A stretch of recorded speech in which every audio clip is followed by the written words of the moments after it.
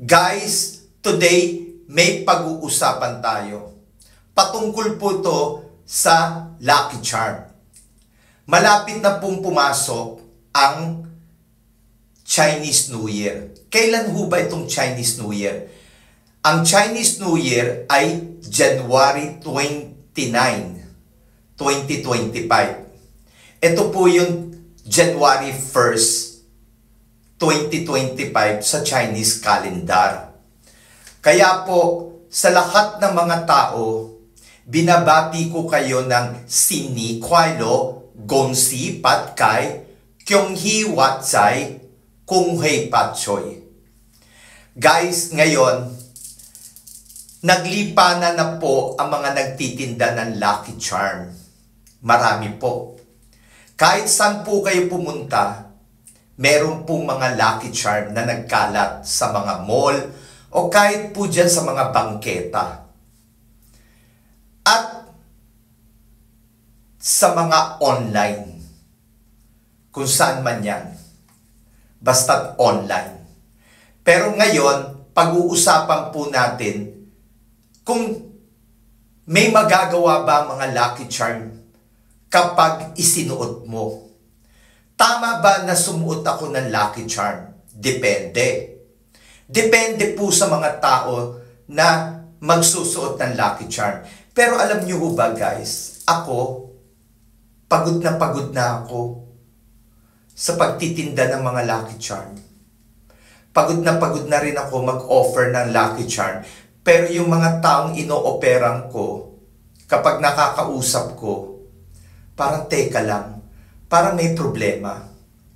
Kasi minsan, akala lang ninyo, lahat kami mga punsoy expert. Gusto lang namin kumita ng pera. Pero, syempre, hindi tayo magpapaka-impokrito. Sino ba naman ang tao na ayaw kumita ng pera? Lalo na kapag bibili kayo ng mga Lucky Charm, pupunta kayo sa akin, bibili kayo, sino ba naman ang ayaw ng pera? Siyempre, gusto natin. Pero ang tanong,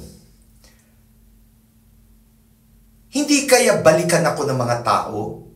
Hindi kaya isang araw, kapag may mga suot silang mga ganitong mga bracelet, o kahit ano pang mga figurine na binili nila, hindi kaya ako balikan? At sabihin nila sa akin na hindi effective, walang kwenta yung Lucky Charm na binili nila sa akin.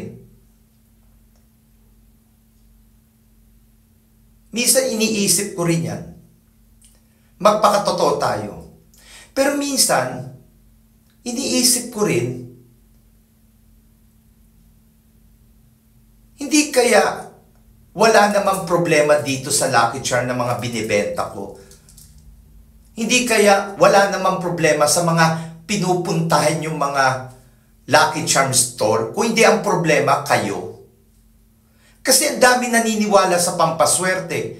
Pero parang napansin ko lang naniniwala kayo sa pampaswerte pero hindi kayo naniniwala sa sarili nyo. Hindi nyo man lang nakita kung ano mga maling ginagawa ninyo sa buhay. Minsan nga hindi nyo iniisip na kaya siguro hindi gumagana itong mga Lucky Charm nito kasi hindi ito ang problema At kung minsan nga, baka tingin ko lang hindi nyo kailangan ng Lucky Charm. Hindi nyo kailangan ng pampaswerte. Baka kasi dala ng mga maling ginagawa nyo sa buhay, mga desisyon, dito kayo kumakapit. Dito kayo naniniwala sa mga pampaswerte, pero ang tanong, hindi kaya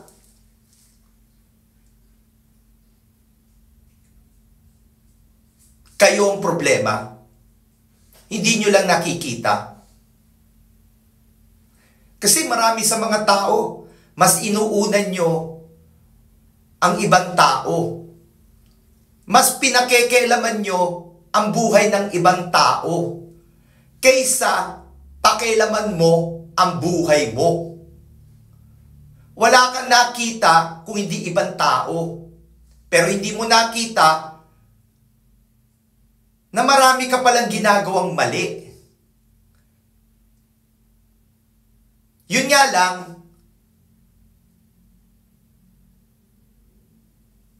hindi mo nakikita. Bakit hindi mo buksan ang mga mata mo? Bakit hindi mo tingnan ang sarili mo? Saan ka nagkulang? Ano ang kapabayaan mo? Kaya nagkaganyan ang buhay mo. Kaya ka minamalas. Ang iba dyan, sabi daw, minamalas nila kasi ang pera daw nila, madali daw maubos. Eh sino ba umuubos ng pera nyo? Ang sabi ng iba, kulang daw ang sweldo. Kulang na nga. Pero ang dami nyong gustong bilhin na hindi naman kailangan. Ang iba dyan, nagtataya sa loto, nagsusugal. Kasi naniniwala na baka manalo. O ngayon, ang tanong, sino may problema? Alam nyo, kung iisa-isayin ko mga problema, hindi tayo matatapos. Baka hindi nyo na nga ako panurin eh. Pero ang totoo, tingin ko, ang problema nasa tao. Kasi ang daming mga tao, hindi alam ang ginagawa sa buhay. Hindi nyo alam kung anong gusto nyo.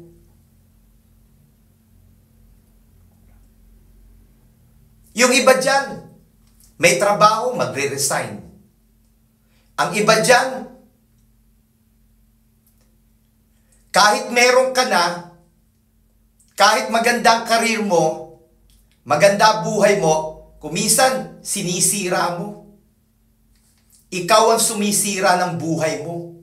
Hindi mo lang nakita. Hindi mo lang napapansin kasi masyado kang confidence. Masyado kang naniniwala na wala kang ginagawang mali pero hindi mo man lang nakikita na baka meron nga. Alam nyo guys, kaming mga punsoy expert, kikita kami ng pera sa inyo. Kasi maraming mga bobo eh. Maraming mga bobo na lalapit sa amin. Opo, hindi nyo lang alam kung ano sinasabi ng mga Chinese. Huana Kapsiao, Xiongxin, eto, pampaswerte. Ibig sabihin ko, ang mga Pilipino daw, tanga. Naniniwala daw sa mga pampaswerte. Sabi ng Chinese. Pero ang sabi nila, naniniwala daw pero wala namang ginagawa. Naniniwala pero waldas. Naniniwala pero nagsusugal. Naniniwala pero walang ginagawa. Kaya ang sabi ng mga Chinese, Huana Kapsiao. Hindi kaya totoo? Ngayon, kung hindi totoo, tingnan nyo. Tingnan nyo muna ang sarili nyo. Baka naman kasi totoo. Masakit nga lang. Naiinggit kayo sa mga Chinese eh. Naiinggit kayo sa mga Chinese, sinuswerte, kaya naniniwala kayo sa pampaswerte dahil nakikita nyo sa mga Chinese, sinuswerte. Nakikita nyo yung mga Chinese, yumayaman. Kaya naiinggit kayo. Kaya dito kayo kumakapit. Eh ang tanong, tama ba yung ginagawa nyo? Na maniwala kayo sa mga pampaswerte pero hindi kayo naniniwala sa kakayahan nyo. Naniniwala lang kayo dito. Pero ang problema, may problema. Kayo. Kaya ang tanong, bakit kayo minamalas? Bakit kayo hindi sinuswerte? Hindi kaya panahon na para makita nyo naman na baka may mali kayo? Huwag kayong basta-basta maniniwala sa pampaswerte. Huwag kayong maniniwala sa mga pampaswerte na wala naman kayong nakikita sa sarili nyo. Ako po si Master Ang. Kaya ako ginawa tong video nito para magising kayo sa katotohanan. Magising kayo na mali yung paniniwala nyo. Kasi hindi kayo suswertihin kung wala kayong gagawin. Tingnan nyo lagi kung tama ba yung mga desisyon nyo o tama ba yung ginagawa nyo sa buhay. Kasi sa totoo lang, walang malas na tao. Nasa tao lang kung bakit dumadaan kayo sa maraming pagsubok. Kasi minsan nga, hindi nyo lang napansin yung mga pagsubok nyo, gawa ninyo. Gawa ng mga desisyon nyo sa buhay. Hindi nyo lang nakita. Ngayon, ako si Master Ang, nagpapakatotoo. Hindi gagana ang pampaswerte pag hindi nyo inumpisahan sa sarili ninyo. Bago kayo maniwala sa mga pampaswerte, unahin nyo muna sarili nyo. Huwag kayong pupunta sa mga Lucky Charm store na hindi kayo handa o hindi nyo man lang nakikita yung mga mali ninyo o yung mga nagagawa nyong mga kamalian sa buhay. O yung kamalian nyo sa paniniwala patungkol po sa pera. Hanggang hindi nyo nakikita mga mali nyo at kumapit kayo sa mga pampaswerte, maniwala po kayo. Hindi po gagana yung pampaswerte na yan. Kaya ako ginawa to para magising kayo sa katotohanan. Pag sumasapit ang New Year, dapat po sasalubungin natin ang taon na puno ng positive. Yung may plano ka. Yung may plano ka na itama ang lahat ng ginawa mong mali nung nakarang taon. At ito ay seryoso para magtagumpay ka. Kasi sa totoo lang, hindi nyo lang alam na ang pampaswerte ay para sa mga tao na masisipag. Para sa mga tao marunong sa pera. Para sa mga tao na hindi nawawala ng pag-asa kahit na dumadaan sa maraming pagsubok. Para sa mga tao na hindi natatakot na humarap sa maraming pagsubok at puno ng tapang at alam kung anong gagawin. Pero ang tanong, humaharap ka sa maraming pagsubok pero iniiwasan mo. Tinatakasan mo. At isa pa, hindi nyo rin ba alam na kapag sumusot kayo ng pampaswerte, bawal ang umutang at bawal magpautang. Bakit? Kasi sa totoo lang, negative po ang magpautang at negative din po ang magpautang. Umutang at magpautang. Hindi nyo lang alam. Kasi sa Chinese, hindi kami ganon. Ayaw namin na ipinapaalam sa lahat ng mga tao na may pera kami. Sinisikreto namin. Pero ang mga Pilipino, kapag nagkaroon po ng pera at sinuwerte kayo, ipinapaalam nyo lahat sa mga kamag-anak, sa pamilya nyo, sa mga kaibigan, at sa kahit kaninong tao. Mali, hindi dapat ipinapaalam. Bakit? Marami lalapit sa iyo para umutang. Para lapitan ka, hingan ka ng tulong, di mawawalan ka ng pera. O anong kwenta nung sinuot mo Lucky Charm kung maraming lumalapit sa'yo? Walang masamang tumulong. Ang masama, tulong ka ng tulong, pero yung taong tinutulungan mo, mali. Kasi marami kang tinutulungan na kapatid, marami kang tinutulungan na kaibigan, na walang trabaho, bibigyan mo ng pera, pero ayaw maghanap ng trabaho. Ayaw kumilos. So, isa ka sa mga nagtotolerate kung bakit ganyan ang buhay nila. Subukan mo hindi mo tulungan. Walang tutulong sa mga taong nagigipit, sa mga taong walang trabaho, sa mga taong na nagsusugal. Tingnan natin kung hindi sila magtrabaho. Minsan, tayong mga Pilipino sinasabing mabait. Hindi tayo mabait. Mali. Tayo ay tanga. Kasi Nagpapakatanga tayo sa mga taong lumalapit sa atin na hindi naman tayo tutulungan kapag dumating ang araw na may problema tayo. Alam nyo guys, marami po tayong maling ginagawa na sa bandang huli, pagsisisihan natin. Kaya sa lahat ng mga tao, ako po si Master Ang. Huwag kayong bibili ng mga pampaswerte na hindi kayo naniniwala sa sarili nyo at wala kayong gagawin. Wala kayong planong sa buhay. At hindi kayo marunong sa pera. Huwag na kayong bumili ng Lucky Charm. Huwag na rin kayo pupunta, lalo na sa pwesto ko. Hindi ako nagbebenta ng Lucky Charm para sa mga taong tamad. Para lang sa mga hindi nakakaalam na ang pampaswerte ay para sa mga masisipag, para sa mga taong marunong sa pera, at para sa mga taong marunong humarap sa pagsubok. Dahil ang pagsubok, marami tayong matututunan kapag dumaan tayo sa pagsubok. Kaya, uulitin ko sa huling pagkakataon, huwag maniniwala sa mga pampaswerte kung wala kang gagawin sa buhay.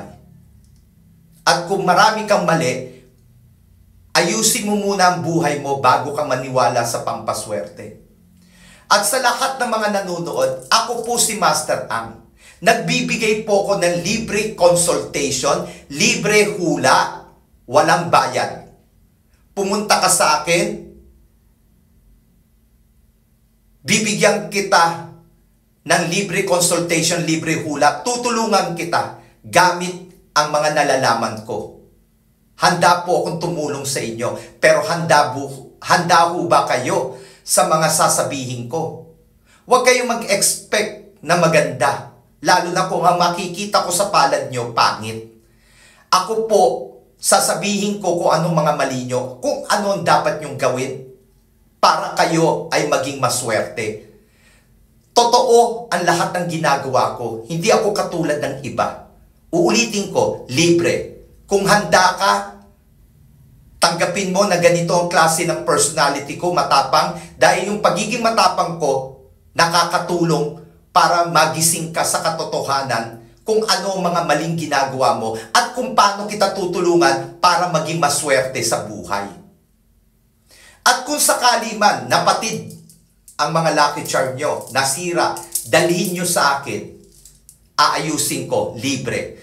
At kung sakali man na gusto nyong i-bless ko ang mga Lucky Charm nyo, mga figurin,